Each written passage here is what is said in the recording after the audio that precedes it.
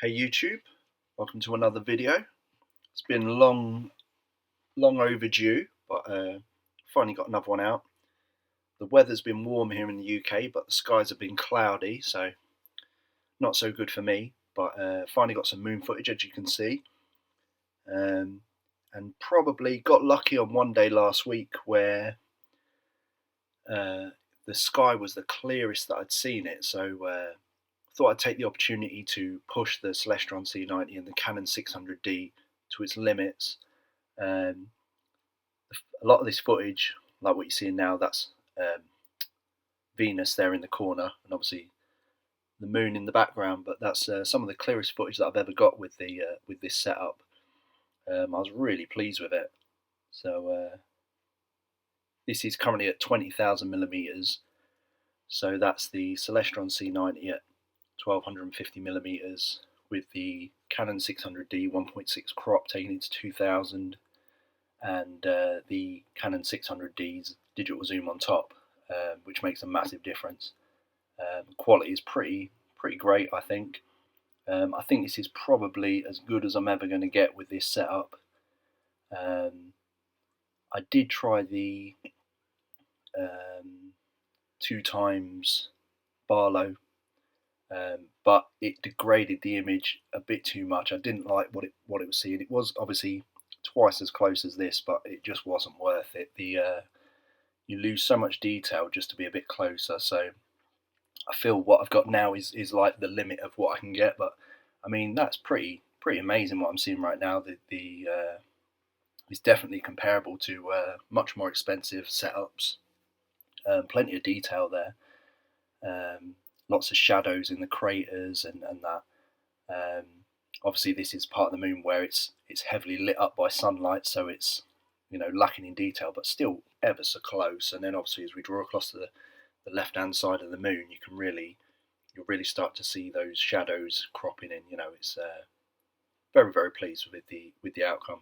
So definitely be using this setup more often, obviously in conjunction as well with my Nikon P1000, which doesn't quite reach as far as this, but still a hell of a setup. And obviously with the Nikon P1000, I'm able to shoot in 4K MP4, so that's pretty good. And also talk about the new setup that I'm going to be using for my other camera hobbies, which I'm just starting up a second YouTube channel, which is going to be, obviously this YouTube channel focuses on space, the moon, things like that.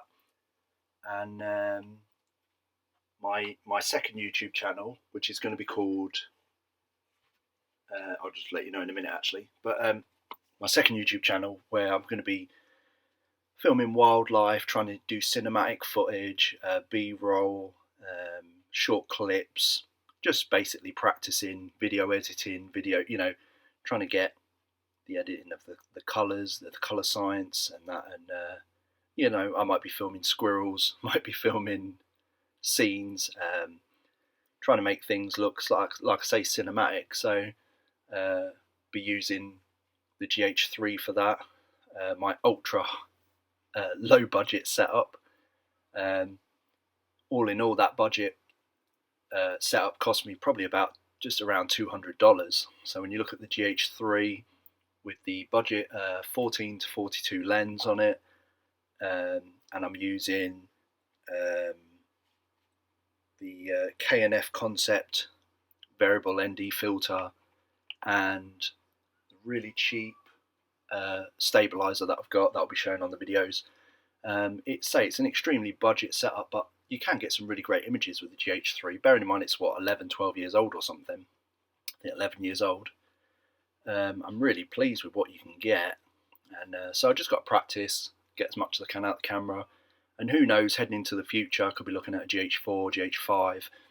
GH5 would be a hell of a system to that semi-professional, in my view. I don't really like the look of the GH6. It would just be too much camera for me, to be honest, just affording the memory cards alone and the CF cards. But the GH5 really would have everything, that I could ask for in a camera. But for now, I'll probably spend the next 6 months to a year practicing with the GH3. So that'll be on that that channel. If you want to check it out, the link is in the channel description. So it'll be really cool if you're into anything like that you want to have a look. But if not, I'm still going to be doing you know, weekly, daily videos if possible on this channel, looking at the moon and the sky and all that. So I'll say I just want to be able to create content for both. I've got enough time to do both now. So yeah, just find it really interesting. As time goes by, I'll be increasing my equipment. It would be brilliant in the future to maybe upgrade to a slightly better telescope, going from the C90, even if it's just slightly bigger, maybe something like a Celestron C8 or the 8SE, something like that would be pretty amazing. The images you can get on that, especially when you're looking at planets, and obviously with the motorized guiding system of it, where it can track. At the moment, I'm using a manual system where every movement is done by hand, but being able to follow and track with an electronic system would be far superior.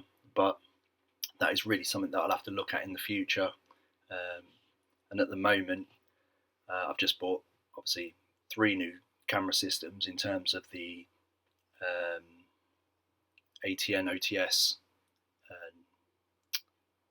thermal camera, the GH3 and the Canon 600D. So all that new equipment, is been pretty costly for me, and that is definitely what I'll be focusing on, those sort of systems, and obviously with the Nikon P1000 and the Canon 750D as well. So I've also got a whole bunch of vintage cameras that I'm not sure I'll be bringing them up in this channel, but definitely in the other one. So again, if you want to check that out, if you're into general videography, maybe a bit of photography, it'd be cool. I'm yet to put my first video up, but they definitely will be coming soon, thick and fast. So look forward to people joining that. But yeah, so plenty of upcoming content for both channels. And after this video, I'm not going to be talking too much about each channel and just focus on the one that I'm on at the time, but I thought I'd mention it now. So yeah, really excited about that.